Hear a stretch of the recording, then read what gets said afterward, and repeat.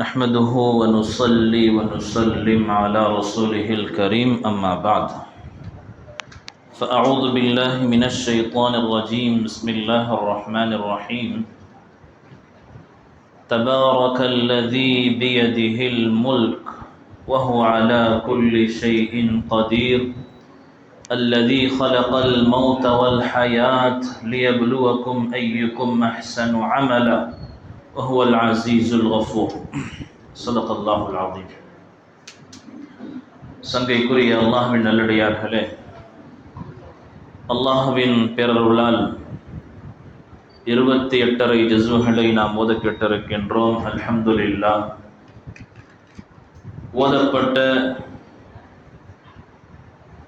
சூரத்துல் முல்க் சூராவிலே அல்லாஹ் ஜல்ல சுப்ஹானஹு வ தஆலா மனிதனுடைய வாழ்க்கையின் நோக்கம் என்ன, ஆஹிரா என்ற ஒரு வாழ்க்கை இருக்கிறது, கியாமத்தினுடைய நிலைகள் எப்படி இருக்கும், முஃமின்களே மக்களே நீங்கள் அல்லாஹ்வினுடைய நிஅமத்தை நினைவு கூர்ந்து வாழுங்கள் என்ற பல அம்சங்களை கொண்ட ஒரு சூறாவை அல்லாஹ் இறக்கியிருக்கிறான். சூரத்துல் முல்க் 30 ஆயத்துகள் கொண்ட சூரா. ரசூலுல்லாஹி ஸல்லல்லாஹு அலைஹி வஸல்லம் ஹதீஸ் ஷரீஃபிலே இந்த சூறாவிற்கு நிறைய பெயர்களை சொல்லியிருக்கிறார்கள். எப்படி சூரத்துல் யாசீனுக்கு காதியா தேவைகளை பூர்த்தி செய்யக்கூடியது, முஇம்மா பரக்கத்துகளை கொண்டு வரக்கூடியது என்ற பெயரெல்லாம் எப்படி சூரா யாசீனுக்கு இருக்கிறதோ, அதே போன்று ஒரு சில பெயர்களை ஸல்லல்லாஹு அலைஹி வஸல்லம் இந்த சூறாவிற்கு சொல்கிறார். சொன்னார்கள் ஹியல் மானிஆ. இந்த சூறாவினுடைய ஒரு பெயர் மானிஆ, தடுக்கக்கூடியது, வாகியா பாதுகாக்கக்கூடியது, முன்ஜியா பாதுகாக்கக்கூடியது. 3 பெயர்களை ஸல்லல்லாஹு அலைஹி வஸல்லம் சொன்னார். எதை தடுக்கக்கூடியது? கபருடைய அதாபை தடுக்கக்கூடியது, கபருடைய அதாபை விட்டும் பாதுகாக்கக்கூடியது, கபருடைய அதாபை விட்டும் ஒரு மனிதனை பாதுகாப்பாக வைக்கக்கூடிய சூரா என்பதாக ஸல்லல்லாஹு அலைஹி வஸல்லம் இந்த சூராவை அறிமுகப்படுத்தினார். ஆகவே தான் ஹதீஸ் ஷரீஃபிலே வருகிறது, ரசூலுல்லாஹி ஸல்லல்லாஹு அலைஹி வஸல்லம் சூரா தபாரக்கல்லதி சூரத்துல் முல்க் மேலும் சூரா சஜ்தா ஓதாமல் இரவில் தூங்க மாட்டார்கள். சங்கை மிக்கவர்களே, ஸல்லல்லாஹு அலைஹி வஸல்லமுடைய முக்கியமான சுன்னத்துகளில் மிக முக்கியமான சுன்னத், அனைத்து சுன்னத்துகளையும் பின்பற்ற வேண்டும். குறிப்பாக இது போன்ற சுன்னத்துகள் என்னுடைய கபருக்கு தேவைப்படக்கூடியது.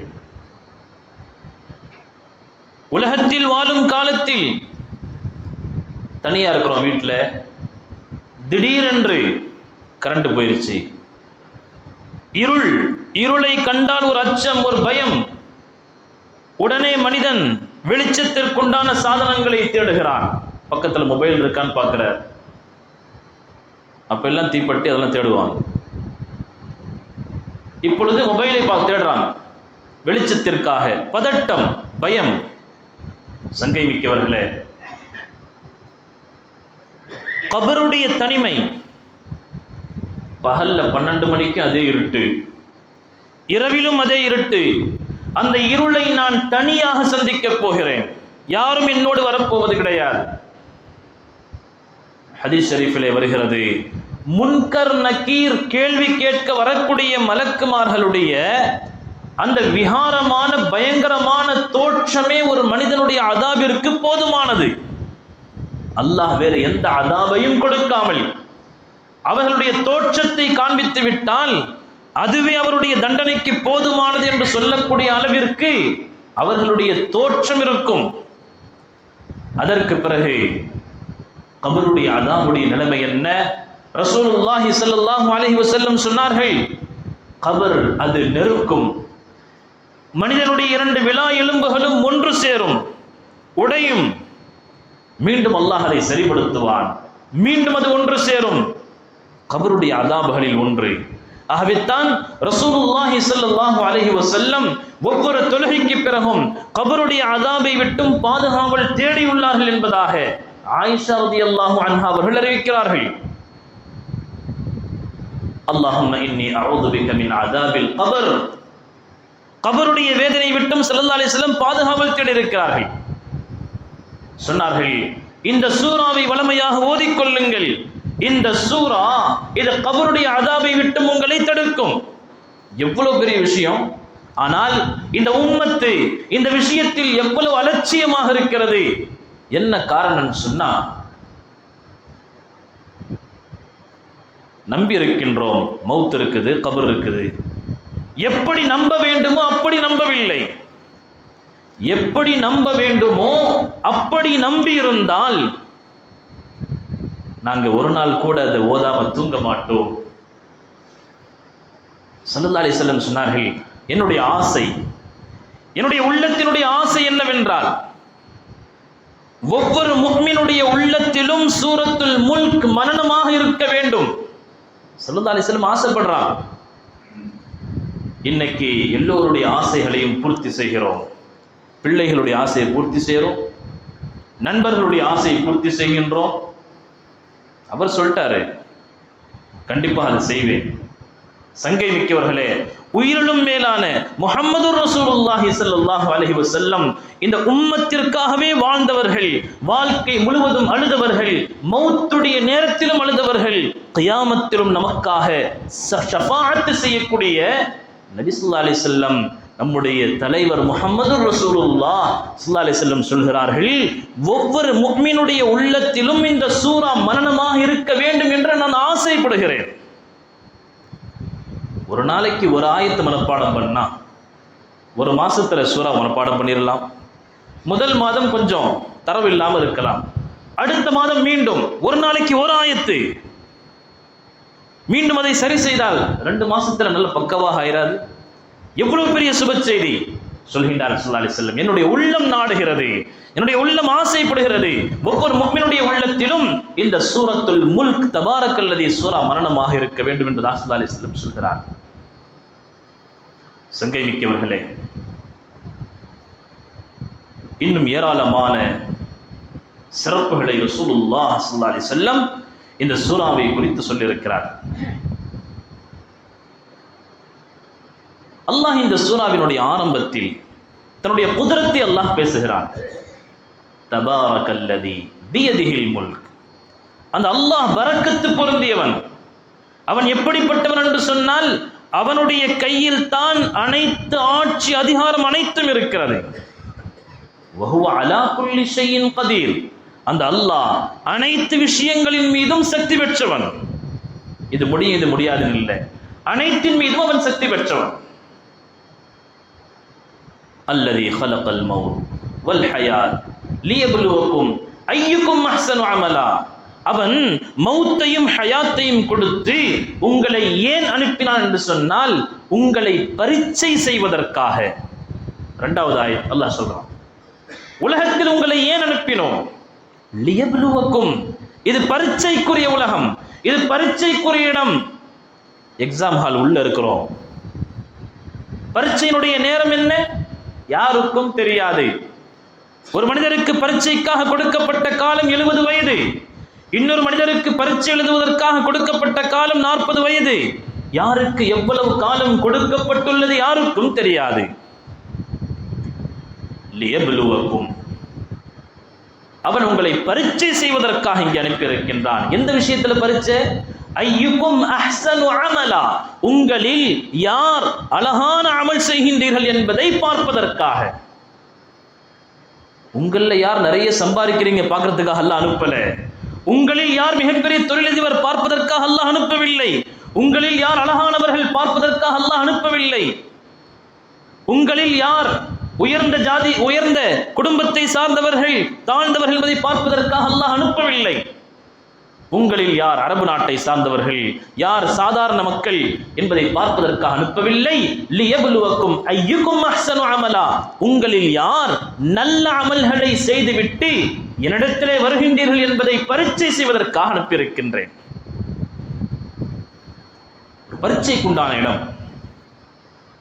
நம்ம நினைக்கலாம், காஃபிர்கள் அவங்களும் நல்லா சாப்பிட்றாங்க, அவங்களும் நல்லா தான் இருக்காங்க, அவங்களுக்கும் பெருசாக ஒன்றும் சோதனை கஷ்டம்லாம் இல்லையே, நல்லா வாழ்றாங்க. சங்கை மிக்கவர்களே, எக்ஸாம் ஹாலில், பரீட்சை கூடத்தில், பரீட்சை நடக்கும் இடத்தில் எல்லாருக்கும் ஃபேன் ஓடுது. பரீட்சை ஹாலில், எக்ஸாம் ஹாலில் 3 மணி நேரம் டைமு, எல்லோருக்கும் ஃபேன் வசதி செய்யப்பட்டிருக்கு, எல்லோருக்கும் லைட் வசதி செய்யப்பட்டிருக்கு. யார் பேப்பர் கேட்டாலும் கொடுக்கப்படும், எடுத்துக்கலாம். எல்லோரும் ஒரே மாதிரி பார்க்கப்படுவார்கள்.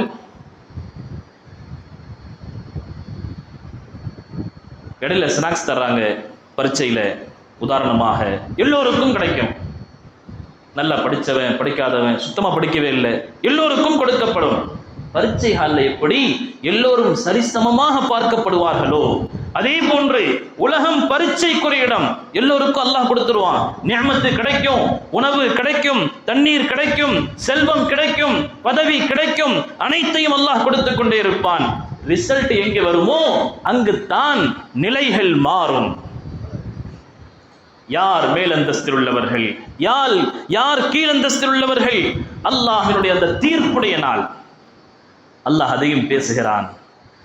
சூரத்துல் ஹாக்காவில் அம்மா மன் ஊதிய கிதாபஹு பியமீனிஹி, வலது கையில் ஏடு கொடுக்கப்பட்டவர்கள் சந்தோஷமாக தன்னுடைய பரீட்சையினுடைய ரிசல்ட்டை கையில் தூக்கி காண்பிப்பார்கள். ஹா முக்ரஊ கிதாபியா, மக்களே வாருங்கள் வாருங்கள் என்னுடைய ஏட்டை படியுங்களேன். اقرؤوا كتابيا هاؤم اقرؤوا كتابيا اني ظننت اني ملاق حسابيا. இப்படி ஒரு ரிசல்ட்டுக்குரிய நாள் வரும் என்ற நம்பிக்கை எனக்கு இருந்தது. அல்லாஹ் சொல்லுவான், ஃபஹுவ ஃபீ ஈஷத்திர் ராதியா, அவர் சந்தோஷமான வாழ்க்கையில் இருப்பார், எல்லாவற்றையும் அவர் சாப்பிடுவார், அனுபவிப்பார். குலு வஷ்ரபு ஹனீஅம் பிமா அஸ்லஃப்தும் ஃபில் அய்யாமில் காலியா, உலகத்தில் வாழும் காலத்தில் ஒரு சில தியாகங்களை நீங்கள் செய்தீர்கள். அல்லாஹ் பார்க்க வேண்டாம் என்று சொன்னான், நீங்கள் அதை பார்க்கவில்லை. அல்லாஹ் இசைகளை கேட்க வேண்டாம் என்று சொன்னான், நீங்கள் கேட்கவில்லை. அல்லாஹ் உங்களை தொழும்படியாக சொன்னான், நீங்கள் தொழுதீர்கள். நோன்பு நோக்க சொன்னான், நோன்பு நோற்றீர்கள். ஜகாத் கொடுக்க சொன்னான், ஜகாத் கொடுத்தீர்கள். அனைத்து சிரமங்களையும் நீங்கள் எடுத்துக்கொண்டீர்கள் அல்லவா? அதற்கு பகரமாக உங்களுக்கு பிமா அஸ்லஃப்தும் ஃபில் அய்யாமில் காலியா, அனைத்தையும் நீங்கள் அனுபவிங்கள் என்பதாக அல்லாஹ் சொல்லுவார். நேர்மாற்றமா, அம்மா மன் ஊதிய கிதாபஹு பிஷிமாலி, யாருடைய இடது கரத்தில் அந்த ஏடு வந்துவிடுமோ அவருடைய நிலைமை என்ன? அல்லாஹ் சொல்கிறான், யா லைதனி லம் ஊத கிதாபியா, அவர் புலம்பிக் கொண்டிருப்பார். ரிசல்ட் வந்துருச்சு. இப்ப உலகத்தில் எப்படி ரிசல்ட் வருது, இதே நிலைத்தான். 10th ரிசல்ட் வருது, என்ன நிலைமை? முகங்களுடைய மாற்றம். குடும்பத்தார்கள் எப்படி பார்க்கிறது? படித்தவர், முயற்சி செய்தவர் சந்தோஷமாக இருக்கிறார். இதே நிலைமை, இது ஒரு சாம்பிள். இதே நிலைமை கியாமத்தில். அல்லாஹ் சொல்கிறான், லம் ஊத கிதாபியா, இந்த ஒரு ரிசல்ட் மாறி ஒரு நாள் இல்லாமல் இருக்க வேண்டுமே, இல்லாமல் இருந்திருக்கலாமே, இந்த மாதிரி ஒரு நாளே இல்லாமல் இருந்திருக்கலாமே.